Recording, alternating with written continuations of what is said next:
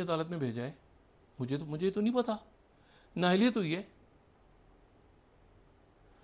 अब वो जो है वो जो मुकदमा चल रहे हैं, अब मुझे बताएं ना, जो मुकदमा चल रहे हैं, फर्ज करें वो केस तो कोई बंद नहीं हुए, एहतसाब ये चल रहा है ना, तो ये आईनी बन जाएंगे?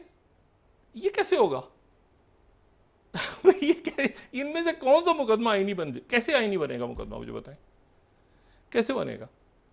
और उस वक्त जो है वो अदालतें जो हैं वो ये देखेंगी कि एक मिनट हट जाएं, क्योंकि ये जो है ये हुकूमत में बैठे हैं, इसलिए हम जजों को आगे, ये मुझे कोई सर पैर इसका अभी तक, जैसे देखें मंसूर अली शाह साहब को समझ नहीं आया, उनको नहीं समझ आया, जज साहिबान को नहीं समझ में आ रहा, अभी बड़े बड़े माहिरीन कानून को समझ नहीं आ रहा, ऐसा मुझे भी समझ नहीं आ रहा, लेकिन ये मुझे नहीं समझ। अच्छा, उसके बाद आप देखें वो उधर से उन्होंने कहा 8 जज साहिबान ने या 11 ने, किसी ने, कि वो तहरीक इंसाफ एक हकीकत है और रहेगी, और सारा दिन कल का जब तक मैंने तकारीर सुनी और शाम तक की बात चल रही, तो कहते रहेगी जी तहरीक इंसाफ अपना मुसवदा पेश करे, तहरीक इंसाफ अपना इसका मतलब तहरीक इंसाफ है ना, तो सुन्नी इत्तेहाद कौंसिल तो नहीं है फिर।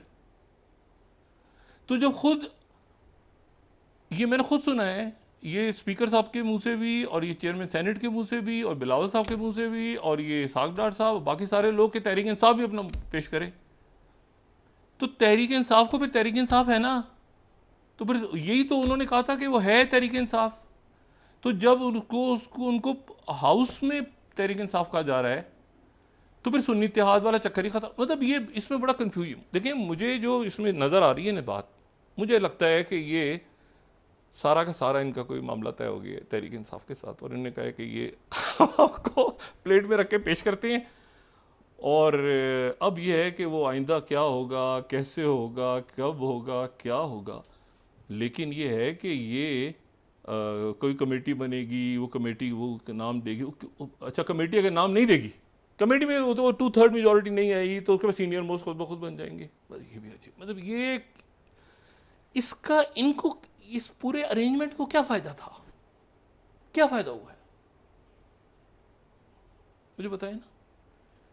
मतलब अब किसी वज़ीर आज़म को नहीं भेजा जा सकेगा भाई, किसी को नहीं भेजा वज़ीर आज़म को, वो करप्शन के सही गलत छोड़ दें, या सीआरपीसी के केसेस सही गलत छोड़ दें, आईनी नहीं थे मामला, आईनी मामला में थोड़ी आइन तोड़ने में थोड़ी कोई घर गया, तो वो तो कोई तौहीन लग गई, कोई करप्शन केस है, कोई सही गलत छोड़ दें उसको, कोई जैसे भुट्टो साहब का केस अदालती का, तो वो सीआरपीसी के केसेस हैं। तो अब यह है कि वो तो एहतसाब, मुझे बताएं एहतसाब अदालत की जो नीचे अदालतें होंगी, तो वो क्या उनकी अपील आईनी अदालत में जाएगी? ये जो सियासी शख्सियात होंगी उनके मामला आईनी हो जाएंगे, खुद ब खुद सियासी नहीं रहेंगे? ऐसे नहीं होता, ये मुझे नहीं पता इन्होंने कैसे ये बनाई है, और मुझे तो लगता है कि इन्होंने जो है ये तहरीक इंसाफ के लिए बनाई, खान साहब को बड़ा फेवर दिया इन्होंने। अब ये है कि उसमें से मतलब ये ग्रुप बनेगा, फलां बनेगा, उनके लोग टूटेंगे, नहीं टूटे, छोड़ दें, वो सारी तो बात की किस्से कहानी है ना। असल तो बात ये कि फौरी तौर पे इनको क्या फ़ायदा हुआ है, इनको क्या फ़ायदा मुझे बज़ाहिर नज़र नहीं आ रहा, क्योंकि आईनी मामला जो हैं, मुझे बताया ना अभी ये पिछले दिनों क्या होता रहा है, FVR, ये स्मगलिंग, ये बात हुई है ना SIFC की तरफ से कि स्मगलिंग और ये मामलात हो रहे हैं, और ये करप्शन को पकड़ना है, माफियाज को ख़त्म करना है, ये बाकायदा ISPR की प्रेस रिलीज में बात है, ये गठजोड़ है।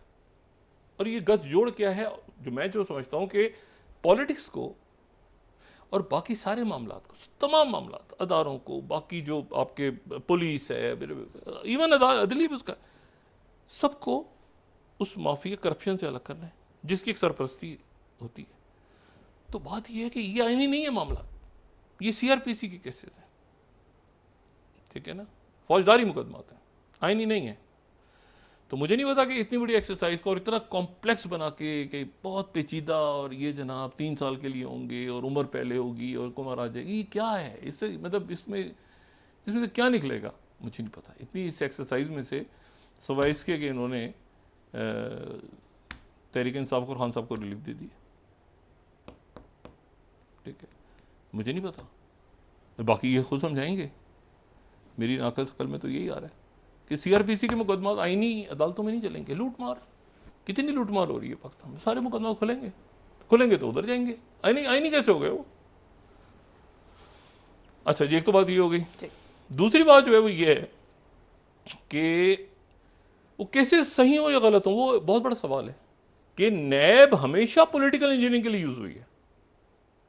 वो अपनी जगह पर नुक्ता नजर जो है वो अपनी जगह 100% दुरुस्त है कि नैब जो है वो पॉलिटिकल इंजीनियरिंग के लिए इस्तेमाल हुई है, जिसकी वजह से उसकी अपनी साख क्या है कि भाई वो जनाब एक प्रेस कॉन्फ्रेंस हो गई तो वो ठीक हो गए, वो दूसरे हो गए। यही तो इशू चल रहा है इस मुल्क में। वो उधर नून में से वो निकला, कभी शीन निकले, ये जब पीपल्स पार्टी में से पेट्रियट और ये सारे बनते रहे तो नैब इस्तेमाल हुई है ना, और भी नैब।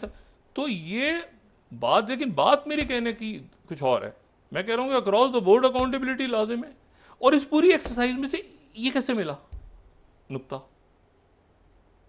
ये मुझे नहीं पता। क्योंकि उधर से उन्होंने जो नैब की तरमीम की तो वो केस एफआईए को चले गए हैं सारे।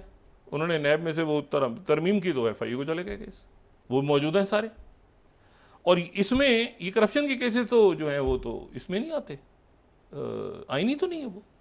तो देखते हैं कि इन्होंने, अब जाहिर है कि कुछ सामने आएगी बात। बाकी उम्र कितनी होगी, ये कम होगी, वो कम होगी, दूसरा तज होगा, चौथा आ जाएगा, 5, ये सारे फरोई मामला हैं। अभी तो इन्हीं जज, यही जज है ना अभी तो, इन्हीं में से, और रिटायर्ड भी नहीं है। रिटायर्ड जज कोई नहीं होगा इन्हीं अदालत में, इन्हीं में से होंगे। चलें देखते हैं कि मतलब अब जज साहबान को भी समझ में आ रहा, तो मुझे तो इतना ही समझ में आया।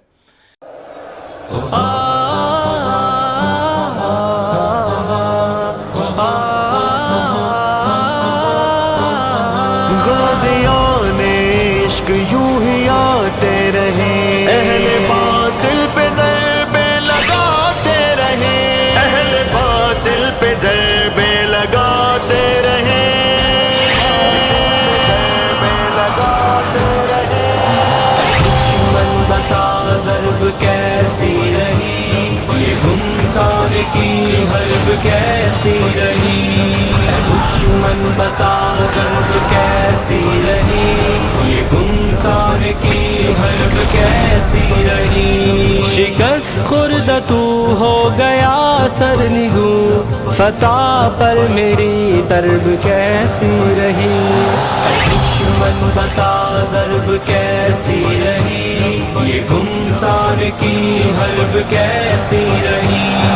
दुश्मन बता ज़रब कैसी रही, ये गुमसार की हर्ब कैसी रही। मोहम्मद के शेरों की अलगार से तेरी सिस्किए कर्ब कैसी रही। मोहम्मद के शेरों की अलगार से तेरी सिस्किए कर्ब कैसी रही। पड़ी मार तेरे गुलामों को जो असे शर्क ता गर्ब कैसी रही। दुश्मन बता ज़रब कैसी रही, ये गुमसार की हर्ब कैसी रही। ज़रब कैसी रही, ज़रब कैसी रही, ज़रब कैसी रही, ज़रब कैसी रही। फलक मौस तेरे गमन के निशान, वहाँ जो उड़ी गर्द कैसी रही। फलक मौस तेरे गमन के निशान, वहाँ जो उड़ी गर्द कैसी रही। वो आगे ही बढ़ने कुचलने की जिद, वो गर्मी हुई सर्द कैसी रही। दुश्मन बता ज़रब कैसी रही, ये गुमसार की हर्ब कैसी रही। दुश्मन बता ज़रब कैसी रही, ये गुमसार की हर्ब कैसी रही।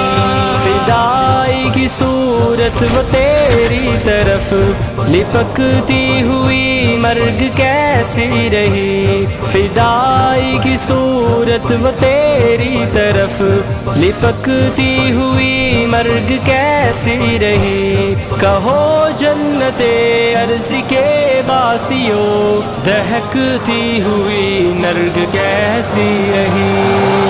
दुश्मन बता ज़रब कैसी रही, ये गुमसार की हर्ब कैसी रही। ज़रब कैसी रही, ज़रब कैसी रही, ज़रब कैसी रही, ज़रब कैसी रही। लगी